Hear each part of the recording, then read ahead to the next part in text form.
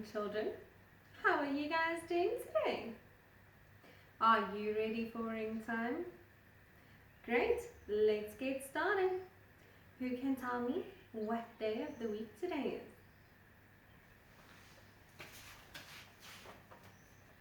Very good. Today is Tuesday. Happy Tuesday, everybody. And today is Tuesday. Yesterday was Monday. And tomorrow will be, very good, Wednesday. And Tuesday is also the second day of the week. You guys are just too clever. Now, tell me, can you do the days of the week? We start off with Monday, Tuesday, Wednesday, Thursday, Friday, Saturday, Sunday. How many days are there in 1 week? Yes, there are 7 days in just 1 week. Now, let's quickly do the months of the year. Can you remember the months of the year? We have January, February, March, April, May, June, July, August, September, October, November, December. And which month are we currently in? Very good, we are in May. And May is the 5th month of the year. Do you want to quickly count to 30? 1, 2, 3, 4, 5, 6, 7, 8, 9, 10, 11, 12, 13, 14, 15, 16, 17, 18, 19, 20, 21, 22, 23, 24, 25, 26, 27, 28, 29, 30. Now, can you count backwards from 10? 10, 9, 8, 7, 6, 5, 4, 3, 2, 1, 0. Wow, you guys are so clever. And let's quickly do our ABC. A, B, C, D, E, F, G, H, I, J, K, L, M, N, O, P, Q, R, S, T, U, V, W, X, Y, Z. Can you remember what our theme for this week is? Yes, our theme for this week is the human body. What does human start with? With which letter does human start with? Yes, human starts with H. And yesterday we spoke about the skeleton and your senses, and they both start with a S. Very good. Today I want to talk to you guys about the respiratory system, which means our breathing system, and I mostly want to talk to you about our lungs. This is our skeleton. Where do you think our lungs go? Yes, our lungs go here in our rib cage. So we know what our bodies look like on the outside. And we know what our bodies look like when it's the bony part. But let's have a look at what our bodies look like on the inside. These are some of your organs. In your chest, you have your lungs, your heart, your liver, and when you go a bit further down, you have your stomach, your spleen, your kidneys, then you have your large intestine, and your small intestine, and your bladder. Let's see what it says about your lungs. Lungs breathe in oxygen that your body needs. I want to quickly tell you guys a few facts about your lungs. Did you know your lungs are the only organ that can float on water? That's largely because your lungs always have a bit of oxygen in them even when you breathe out. And that an average person breathes about 23,000 times a day. Wow, isn't that a lot? And your lungs are not symmetrical. Symmetrical means that they look the same. It's a mirror image of something. But your lungs are not symmetrical. Your right side is slightly larger than your left side. And this is because of your heart. Because your heart is on the left side of your body behind your lung. And your lungs are actually very, very, very big. When a lung is taken out of your body and stretched out, it can cover a whole tennis court. Well, that's huge.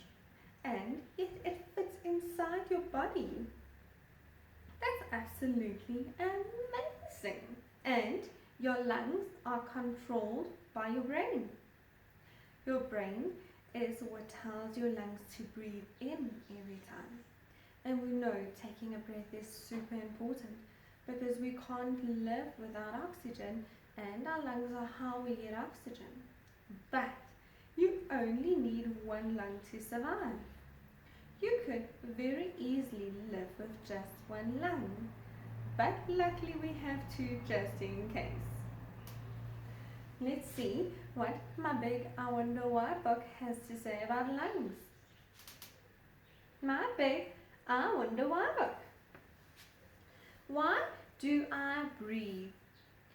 You pull in air into your body when you breathe, and air is something your body cannot do without, even just for a few minutes. This is because air has a gas called oxygen in it, and your body needs oxygen to grow. When you breathe in, air goes down your windpipe to your lungs. These are like big sponges which hold air instead of water. If you hold your arms across your chest and breathe in, you'll feel the lungs getting bigger as they fill up with air. So I know we've done this before, but let's do it again. Hold your arms across your chest. Now breathe in and out. Could you feel how your rib cage grows bigger and smaller when you breathe out and in? Here you can see your respiratory system. You have your nose and your mouth, and that's where the oxygen comes in. It goes all the way through your windpipe to your two lungs. What makes me hiccup? There is a big muscle below your lungs which help you to breathe. It is called a diaphragm muscle. You hiccup when something makes the muscle pull down really hard, drawing lots of air into your lungs.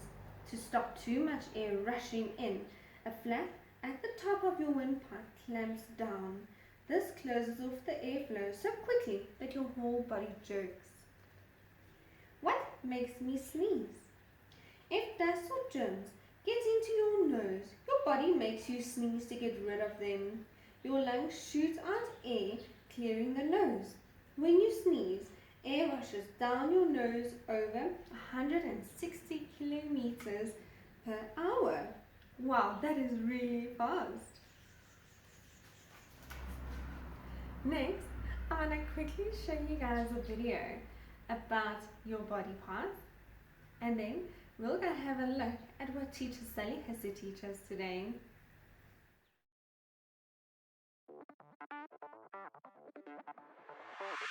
Inside my body, there is room so I can breathe. Inside my body, I can feel when my heart beats. It's like a party, always something going on. I've got a body, bones and muscles keep me strong.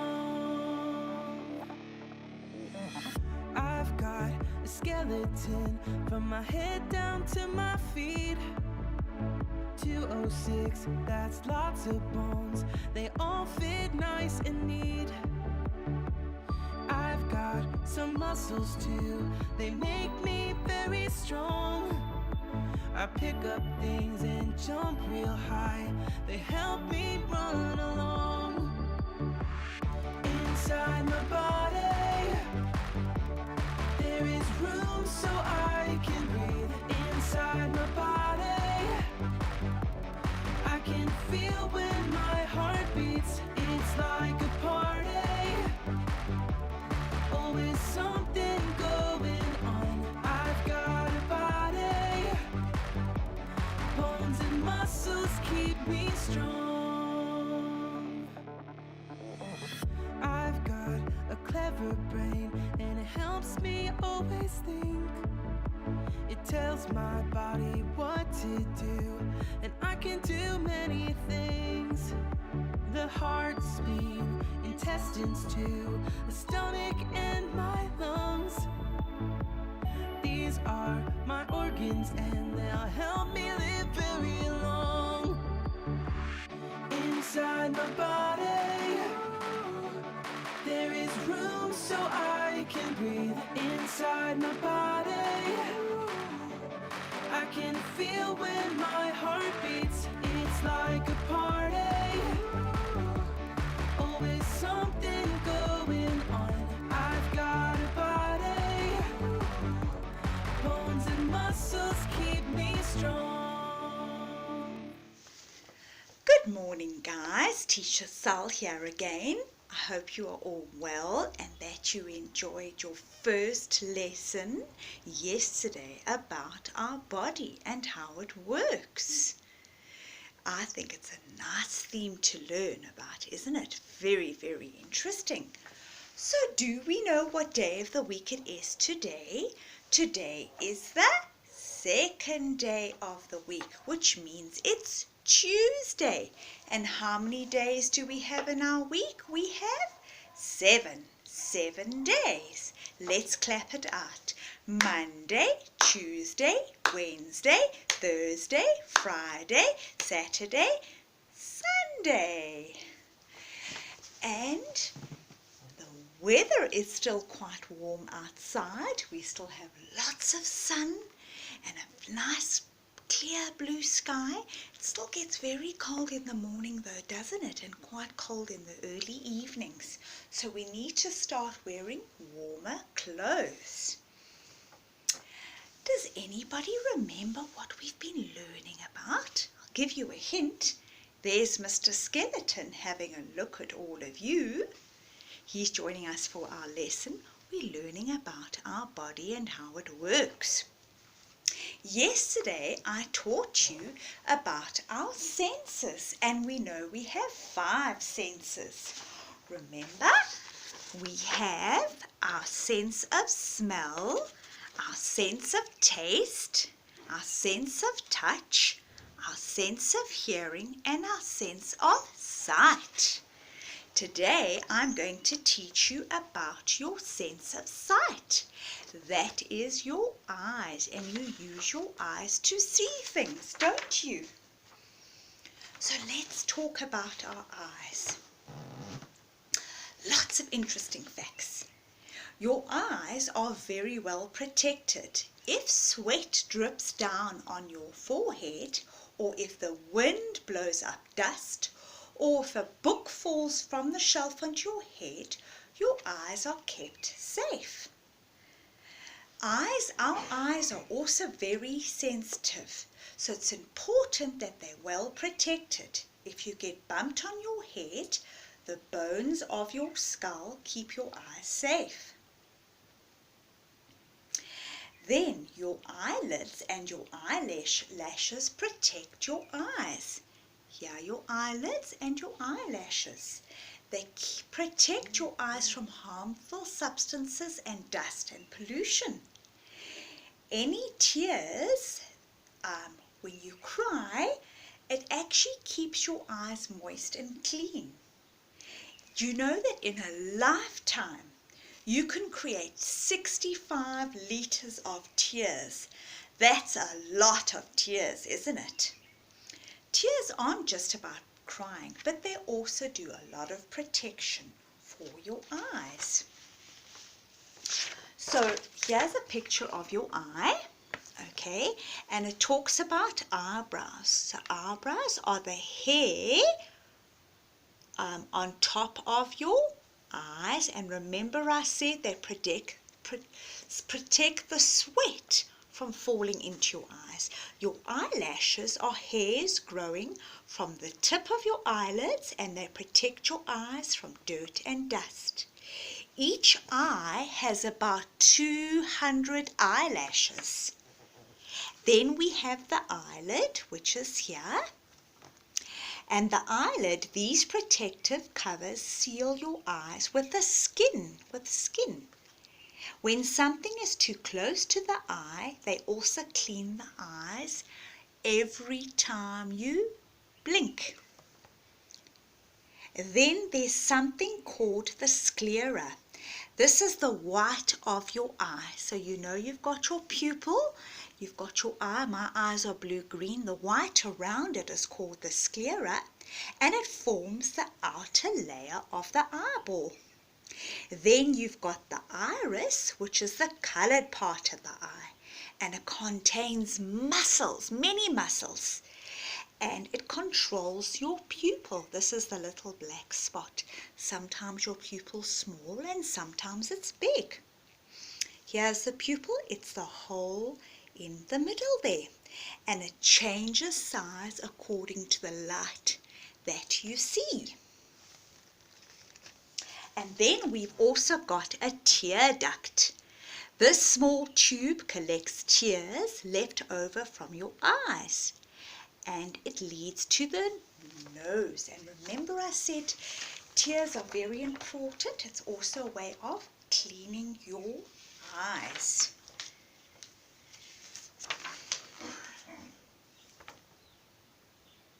Then if we have a look here, it's just a picture of a young boy with his eye, and it talks about the lens of the eye, which is part of your eye, focusing on different images.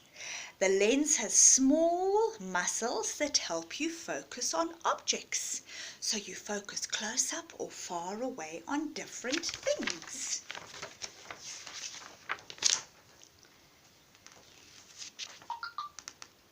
And then you've got something called the blind spot.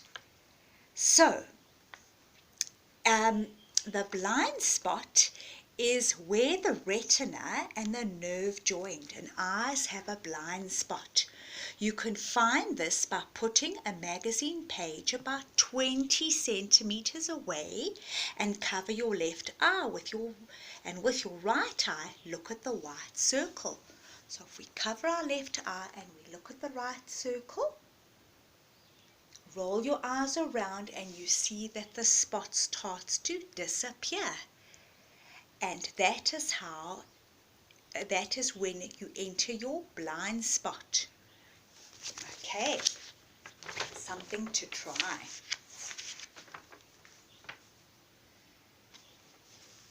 And then something interesting, carnivores. Remember we learned about animals at school. Carnivores are animals that eat meat. They have different type of vision, binocular vision, which they use to hunt, and it helps them hunt very effectively. And then herbivores, which are animals that just eat grass and plants like rabbits and deer, have one eye on each side of the head.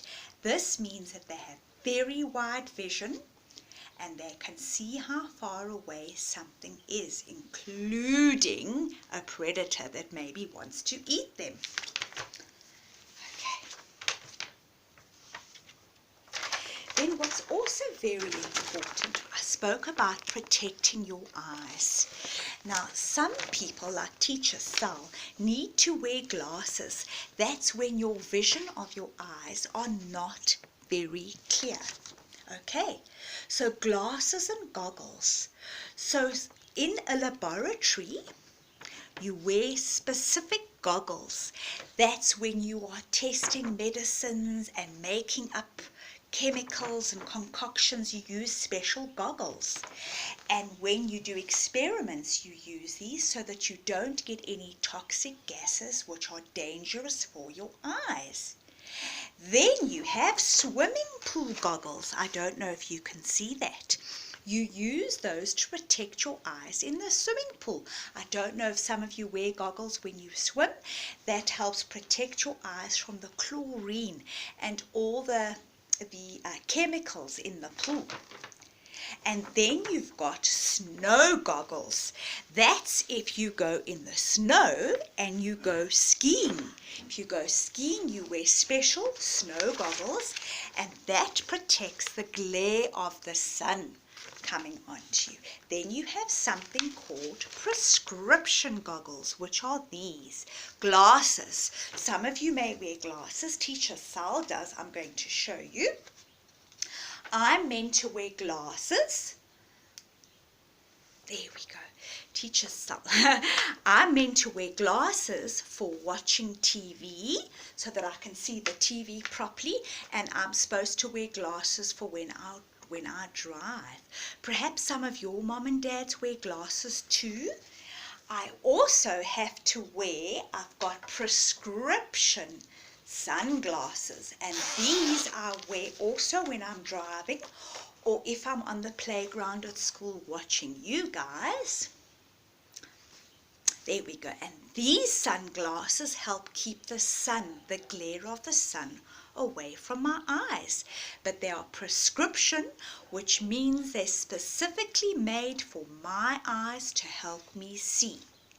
And then, I don't know if some of you have been to the movies before. I'm sure you have. You have movies that are in 3D, which means they stand out, and you need to wear special glasses at those movies. These are called 3D glasses. So when you put them on and you're watching the screen at the cinema, the pictures come right out at you, and that's lots of fun, and it helps you enjoy the movie better. So there we go. So lots and lots of people wear glasses for different reasons. Okay. So that was very interesting about the eye, don't you think? So we must look after our eyes because we only have two. So let us sing our song that I taught you yesterday about the senses. We use our tongues to taste. We use our tongues to taste. We taste the flavors in our food. We use our tongues to taste. We use our ears to hear. We use our ears to hear. We hear noises loud and soft. We use our ears to hear. We use our eyes to see. We use our eyes to see. We use our eyes to see all the colors around. We use our eyes to see. We use our noses to smell. We use our noses to smell. We use our noses to smell the flowers and the perfume. We use our noses to smell, and we use our hands to touch. We use our hands to touch. We use our hands to touch. Smooth and rough, we use our hands to touch. Lots and lots of fun. Did you guys enjoy that ring time? I know I did. Let's just have a quick hello to our Mr. Skeleton who joined us for our ring time lesson. Remember I said to you yesterday of the skeleton is our rib cage, and our rib cage protects all our organs like our heart and our lungs. And there are Mr. Skeleton's eyes. Well guys, I hope you've had lots of fun learning about our senses, and specifically today about our sense of sight. We must look after our eyes, and teacher Sally needs to wear her glasses far more than she does. Have a lovely Tuesday afternoon, guys, and I'll see you tomorrow. Thanks, Teacher Sal. Next up, let's do story time. Today's book is The Wizard of Oz. Dorothy lived on a farm in Kansas with her aunt and her uncle and her little dog Toto. One morning, Dorothy heard a strange whooshing noise outside the house. A whirlwind was coming. Before Dorothy could hide, the window blew open and something hit her on the head. As she fell to the floor, she felt the house rise in the air and start to spin around and around and around.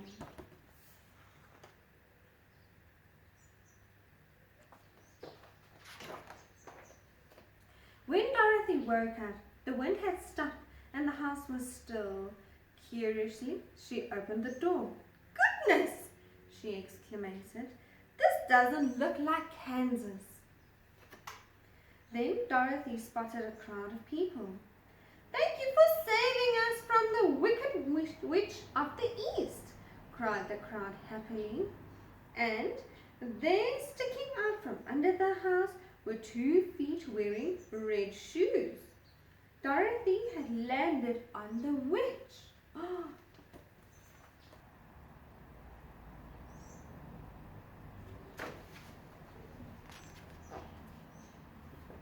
"Don't worry, dear," said a tall lady. "You're in the land of Oz, and I am Glinda, the Good Witch." "But how do I get home to Kansas?" asked Dorothy. "The Wizard of Oz can help you," replied Glinda. "Take the Wicked Witch of the East's magic shoes and follow the yellow brick road to the Emerald City. You'll find him there." Nearby, the Wicked Witch of the West was hiding. She was angry because Dorothy had landed on her sister and was even wearing her magic shoes. "I want those shoes," she hissed.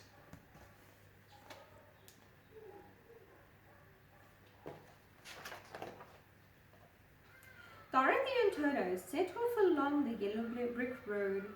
As they passed the field, Dorothy was amazed to see the Scarecrow wink and wave at her. Dorothy stopped and chatted to the Scarecrow, telling him all about her journey to the Emerald City. "Maybe the wizard could give me some brains," said the Scarecrow hopefully. "Then why don't you come too?" asked Dorothy, and they set off together.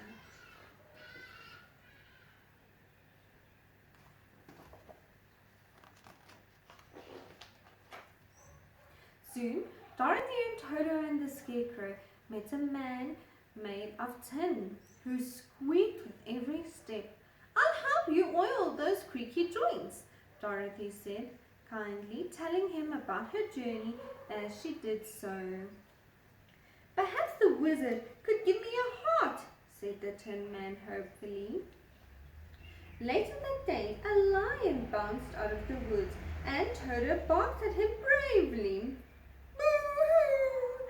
cried the lion. "I'm supposed to be the king of the animals, but I don't have any courage."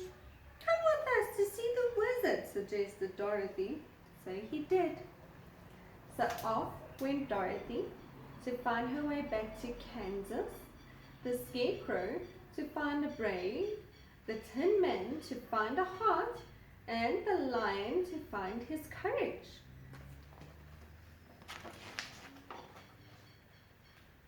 After a very long walk, the friends spotted the green glow of the Emerald City. "Look!" exclaimed Dorothy as they got closer. "Everything is green, even the people." The friends went to see the wizard straight away. "I'll help if you bring me the Wicked Witch of the West's broomstick, he said. We'll have to do it, said the Lion, or I'll never get my courage, or my brains, said the Scarecrow, or my heart, said the Tin Man, and I'll never get back to Kansas, cried Dorothy.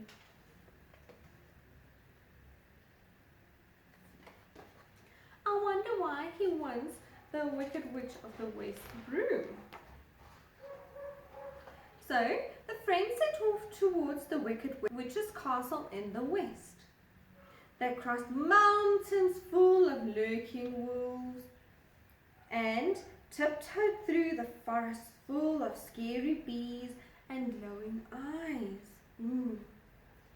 But the Wicked Witch found out that they were coming and set a troop of flying monkeys to stop them. The Lion roared and the Tin Man swung his axe and the Scarecrow tried to fight. But the monkeys grabbed Dorothy and Toto and dragged them to the Wicked Witch's castle. Oh no!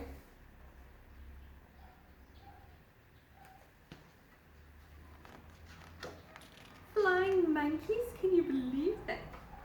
Ha ha ha! Crackled the Wicked Witch. Now the magic shoes are mine. The Wicked Witch was so excited about the shoes that she didn't notice Toto creep away to find the others to help Dorothy escape. Soon the friends had sneaked into the castle and freed Dorothy. When the witch saw what was happening, she shot sparks at the Scarecrow, who burst into flames. Quickly! Dorothy threw a bucket of water over her friend. Eek!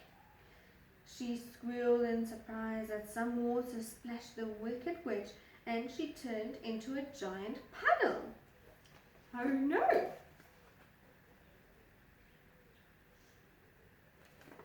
Wow, I did not know that water can turn witches into a big puddle of water.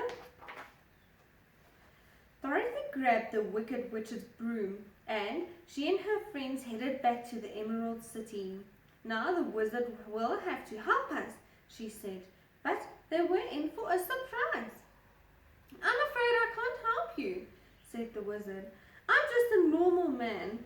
I floated here in a hot air balloon and everyone thought I was a wizard.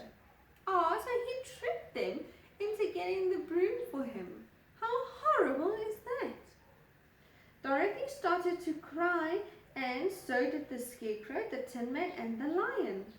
But I can give you these, said the wizard, handing the Scarecrow a certificate, the Tin Man a clockwork heart and the Lion a big medal for bravery. Wow.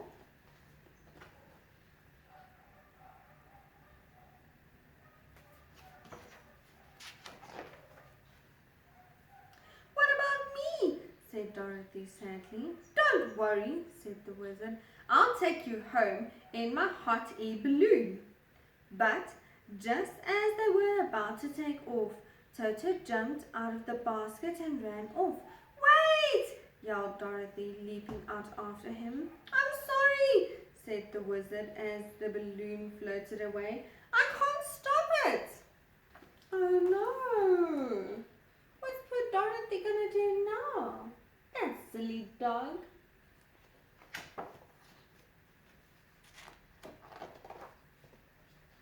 Dorothy started to cry. How will I ever go home? She sobbed. Then, with a puff of smoke and a shower of rainbow-colored sparkles, another witch appeared. Don't cry, she said. I'm a good witch of the south. You've helped your friends, so I'm going to help you. Just click your heels together 3 times and say, there's no place like home. There's no place like home. There's no place like home. And you'll see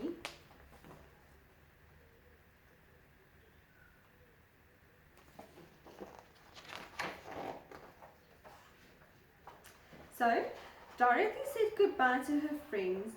"I'll miss you all so much," she said. Then, holding Toto tightly, she clicked her heels 3 times and said, "There's no place like home. There's no place like home. There's no place like home." Suddenly, she was back in Kansas. There was her house and her aunt and her uncle. What an adventure, she thought. But the good witch was right. There really is no place like home.